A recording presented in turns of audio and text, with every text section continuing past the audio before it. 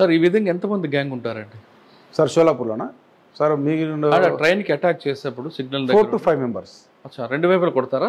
రెండు వైపులో కొడతారు సార్.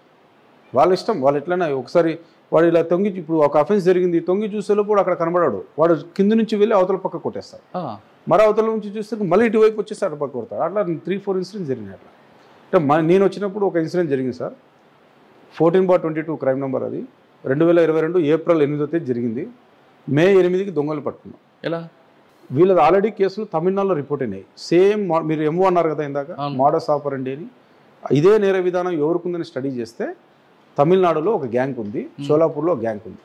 ఈ షోలాపూర్ గ్యాంగ్ వాళ్ళు తమిళనాడులో వాయిదాకు పోయి వస్తున్నారు. ఆ రోజు వాయిదాకు పోయి వస్తున్న రోజు వీళ్ళు మూమెంట్ కనబడింది నాకు. కనబడితేనే మీరు నమ్మరు సార్, ఎగ్జాక్ట్ 2 నకిలీ చైన్, అంటే వాళ్ళు లాగినారు ఎక్కడ గూడూరు దగ్గర చైన్ స్నాచింగ్ చేసినారు.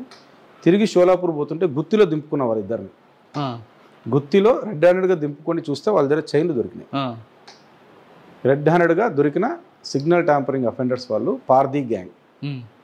వీళ్ళు పార్దీ అంటే చాలా మంది ఉన్నారు సార్ షోలాపూర్లో. దగ్గర 100 నుంచి 150 మంది పార్దీ గ్యాంగ్స్ ఉన్నారు సార్. ఈ పార్దీ గ్యాంగ్ అనగానే అది యాక్చువల్గా మధ్యప్రదేశ్కి, మహారాష్ట్రకి, ఛత్తీస్గఢ్కి ఇవన్నీ బార్డర్లో ఉంటారు. రాజస్థాన్, గుజరాత్ ఆ సరౌండింగ్స్ ఉంటారు ఎక్కువ. వాళ్ళందరూ ట్రైబల్.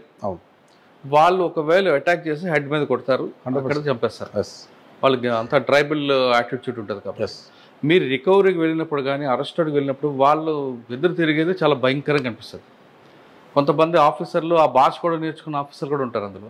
మీరు అటువంటి నటోరియస్ గ్యాంగ్ని ఎలా పికప్ చేశారు సార్? మాకు ఆ రోజు జరిగిన అఫెన్స్లో 4 ఉన్నారు. 4 అఫెన్స్లో 2 ఆల్రెడీ మేము ట్రైన్లో దింపేసుకున్నాము. అఫెన్స్ చేసి వాయిదా వస్తుంటే ఇంకా 2 లిఫ్ట్ చేయాలి. ఇంకా 2 లిఫ్ట్ చేయాల్సిన సంఘటనలో మీరు అన్నట్టుగా నా పైన ఒక చిన్న అటెంప్ట్ జరిగింది. వాడిని పట్టుకోనికి ఎప్పుడైతే పోతామో అందరూ ఒక కత్తి ఉంది. వాడు ఆల్రెడీ స్టాప్ చేయడానికి వచ్చేసాడు మా దగ్గరగా. మేము అక్కడ టాక్టిక్గా బిహేవ్ చేసాము, మనం ఏదో పట్టుకొని వచ్చేసాం. లక్కీగా ఏం జరగలేదు. ఇంకొక అఫెండర్ని దాదాపు ఒక 6 నెలల తర్వాత పట్టుకున్నాము. వాడిని కూడా ఒక సినిమాటిక్ స్టైల్లో ఇక్కడ తుల్జాపూర్ అనే ఏరియా, శక్తిపీఠం ఉన్న ఏరియా, కరెక్ట్గా అమ్మవారి గుడి కాడ వాడిని పట్టుకోవచ్చు. ట్రాకింగ్ సార్, మేడం గారు వచ్చినప్పటి నుంచి, మన ఎస్ఆర్పి మేడం, చోడేశ్వరి మేడం గారు వచ్చినప్పటి నుంచి టాస్క్ ఓరియంటెడ్ ఉంటుంది. వర్కాలిక్ వదలరు. ఖచ్చితంగా పని చేయాల్సిందే, తిరగాల్సిందే, పోవాల్సిందే. That is main objective. Okay sir, మీరు సిగ్నల్ ట్యాంపరింగ్ అన్నారు. అదే ఎంఓ కాకుండా ఇంకొక ఎంఓ కూడా కనిపిస్తుంటుంది. ఉన్నాయి సార్, చాలా ఎంఓస్ ఉన్నాయి సార్, రకరకాల ఎంఓస్. రూపాయి కాయిన్ పెట్టి ఏ విధంగా వాళ్ళు దీన్ని సిక్కా గ్యాంగ్ అంటారు సార్. సిక్కా గ్యాంగ్ అంటే, సిక్కా అంటే కాయిన్. ఆ కాయిన్ని రైల్వే ట్రాక్కి గ్యాప్ ఉంటుంది సార్, ఒక చిన్న గ్యాప్ ఉంటుంది కొద్దిగా డిస్టెన్స్లో. అది ఏదో సమ్మర్ టైంలో రాడ్స్ ఎక్స్టెన్షన్ హీట్ వల్ల కొద్దిగా పెద్దగా అయితే కాబట్టి జాయిన్ అయితే దాని తర్వాత వీలు పోతుంది అన్నట్టు పెట్టింటారు దాన్ని. కానీ అక్కడే ఒక మెకానిజం పెట్టింటారు. అక్కడ ఎప్పుడైతే ఒక కాయిన్ని ఆ 2 జాయింట్ల మధ్యన పెడితే కరెక్ట్గా గ్రీన్ సిగ్నల్ ఇచ్చిన తర్వాత ఆ కాయిన్ని పెడతారు.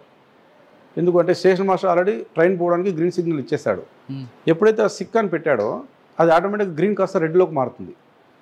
అది ఆ ప్రాక్టికల్గా కూడా చూసాం మేము.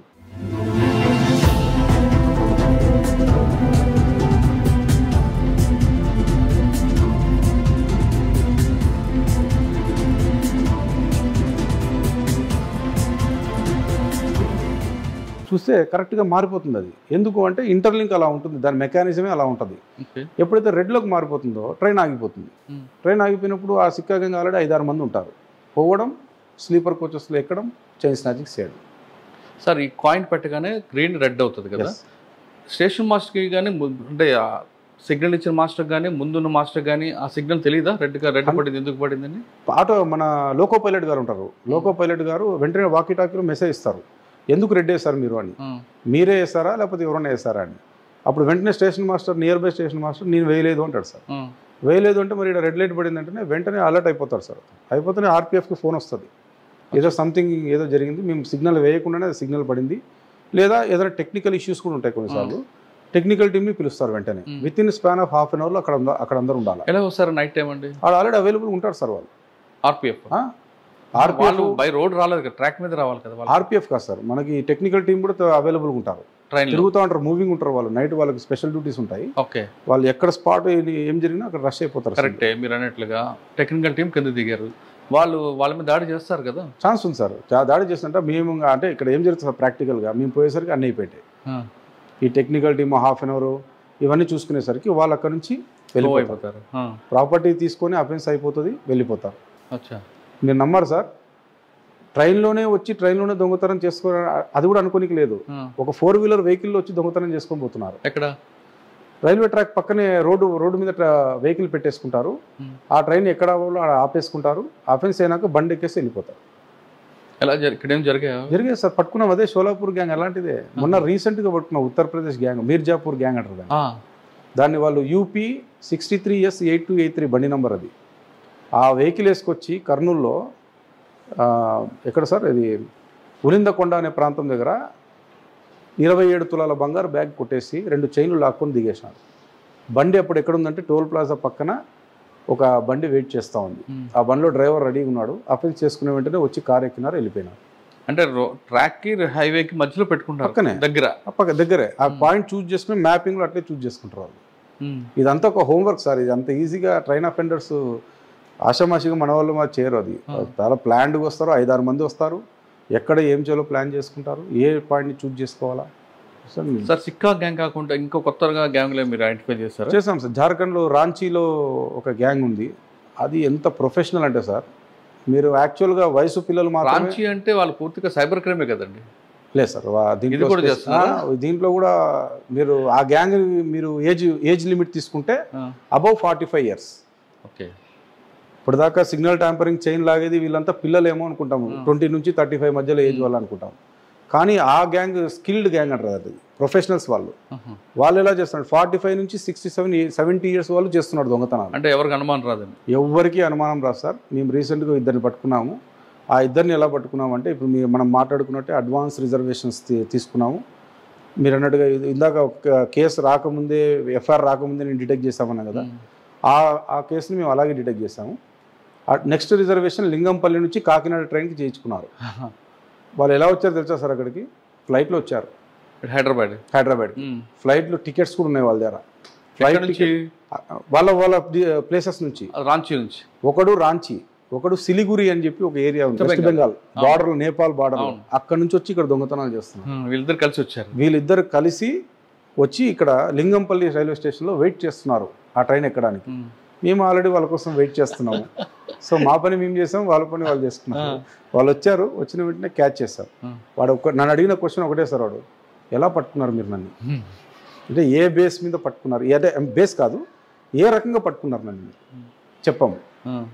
అలా అన్ని రివీల్ చేస్తే వాడు సార్. ఇక్కడ ఇంకో ప్రాబ్లం ఏమంటే, ఎయిర్పోర్ట్లో కూడా ఫేక్ నేమ్ పెట్టుకుని ప్రయాణం చేస్తున్నారు అంటే మనం అర్థం చేసుకోవాలి.